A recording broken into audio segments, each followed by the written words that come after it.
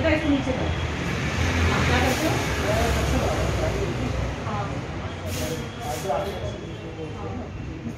Architecture का काम करते हो तो यहाँ पे कैसे?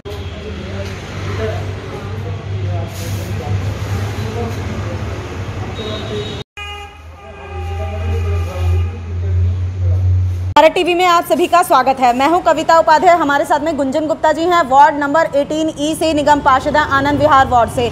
मैम, हम सुबह सुबह यहां आए, देखा कि आप बैठी हैं, जनता से वाद विवाद चल रहा है। क्या समय आप रखती हैं? कार्यकाल आपका देखा जाए गढ़ कहा जाता है बीजेपी का हमारा आनंद विहार वार्ड, कैसे काम करती हैं मैम? देखिए, पिछले 3.5 साल से हमारी हमेशा ये कोशिश रही है कि जनता से जितना इंटरेक्शन रह सके, एक शेड्यूल हो, एक समय सारिणी हो जिसके हिसाब से लोग हम तक आ सकें, हम लोगों से मिल सकें, किसी को भी किसी तरह की असुविधा ना हो। कार्यालय है यहाँ पर विज्ञान विहार में मेरा, सुबह 9:30 बजे से लेकर 12 बजे तक मैं अपने कार्यालय में रहती हूँ। अभी कोरोना काल में हमारी कोशिश रही है कि जितना ज़्यादा से ज़्यादा हम लोगों से फ़ोन पर बात कर सकें, फ़ोन पर अवेलेबल रह सकें, तो वो सभी के लिए सुविधाजनक है।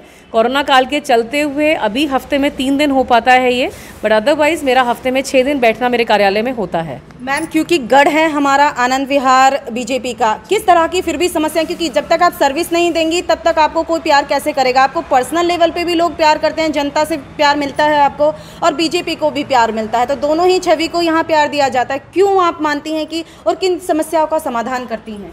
देखिए, हमारा जो आनंद विहार वार्ड है, या इन टोटलिटी जो हमारी विश्वासनगर विधानसभा है, यहाँ पर हमेशा से ही भारतीय जनता पार्टी मजबूत रही है। हमेशा से ही यहाँ पर लोगों ने भारतीय जनता पार्टी को अपना विश्वास दिया है। उसका एक सिंपल सा कारण ये है कि लोगों की जो यहाँ पे समस्याएं हैं वो हर वैरायटी की समस्या है। आप विधानसभा को, विश्वासनगर विधानसभा को एक मिनी दिल्ली आप कह सकते हैं।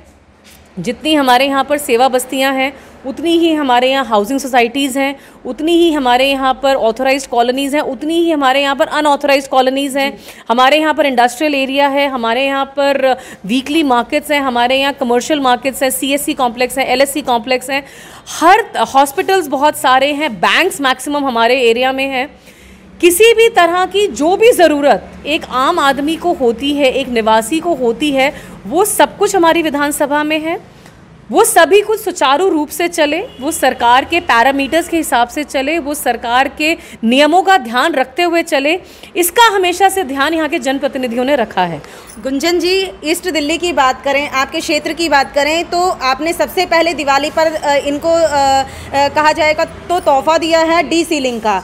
अब नेक्स्ट स्टेप जो हम लोगों तक समाचार आ रहा है, हम लोगों को चर्चा में हमें पता चला है कि आप 20 गज से लेकर के जो 70 गज के प्लॉट्स हैं उनका आप हाउस टैक्स बिल्कुल ख़त्म कर देंगे, माफ़ कर देंगे, देना ही नहीं होगा। मैम, किस तरीके से कार्य कर रही हैं इस पर? देखिए, करकरडुमा गांव और JJ कैंप सेवा बस्ती, ये 2 हमारे यहाँ सेवा बस्तियाँ अनऑथराइज्ड कॉलोनीज़ लगती हैं। मैंने साल 2018 में ये मुद्दा सदन में उठाया था कि जिस आदमी का मकान 25 गज का, 30 गज का मकान है, पहली बात तो हम उनको कोई सुविधा नहीं पहुंचा पाते हैं, हम उनको निगम के साथ जोड़ नहीं पाते हैं, हम उनकी सर्विस लेन्स रिपेयर नहीं करा पाते हैं, MCD वहाँ पर डायरेक्टली कोई काम नहीं कर पाती है, सीवर्स हमारे अंडर है नहीं, लाइटिंग उनकी हमारे अंडर है नहीं, क्योंकि गांव में कई बार आपने देखा होगा कि पोल्स के ऊपर लाइटें नहीं लगती थी, जगह नहीं होती है, दीवारों पर लाइटें लगती थी, वो लगनी भी बंद हो गई थी, क्योंकि एक बड़ा अनफॉर्चुनेट इंसिडेंट हुआ था दिसंबर 2018 में, तो उसके बाद दीवारों पे लाइटें लगना बंद हो गया था। तो ये मैंने ही मुद्दा उठाया था कि जब हम उनको कोई सुविधा नहीं दे पाते हैं तो एटलीस्ट हमें उनकी प्रॉपर्टी को इस तरह से करना चाहिए कि वो हाउस टैक्स की मार हम वो ना झेलें।